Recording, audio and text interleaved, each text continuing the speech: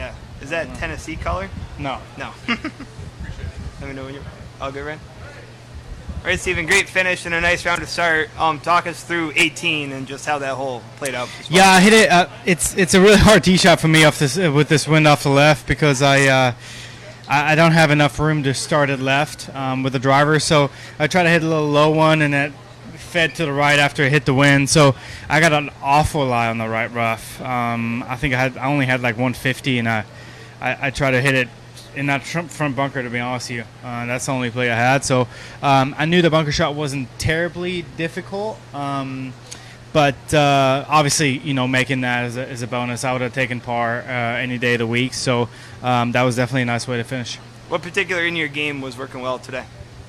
Honestly, I felt like my entire game felt pretty solid. I kept the ball in play. I hit some nice tee shots on some of the harder holes, and when I did get off the fairway, I try to get myself as easy as pars as possible. Did a good job with that. Chipped nicely. Overall, just solid round. Is there anything early week that you worked on or tweaked or focused on in your preparation? I drove it pretty poorly last week at the Players, so I put a little effort in this week on some setup stuff, and it felt really nice today, so I'm happy with it. How do you perceive this course or feel about it, I guess, now compared to earlier in your career? Do you feel like it sets up better or the same? Or? Yeah, I mean, it's one of those golf courses that if you're hitting it good and you're hitting it straight, you can make a lot of birdies.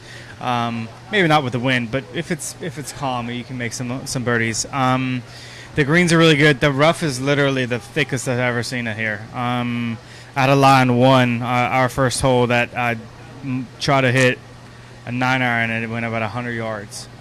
So it's really thick in some spots, especially in the morning when it's dewy.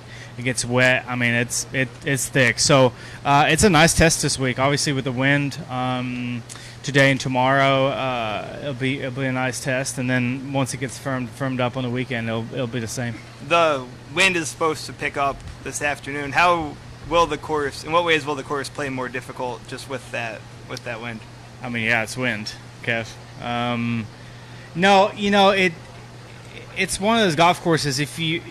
It's a lot of crosswinds, I feel like, and these fairways aren't really the widest. And with the rough being thick, you're struggling with par, even on the par fives. I'd be interested to see some of those par fives probably played pretty hard today. So it's one of those golf courses. If you hit good drives, and you can get pretty close. But if you're in some trouble, you can make a couple, 3, 4, 5 bogeys in a row easily.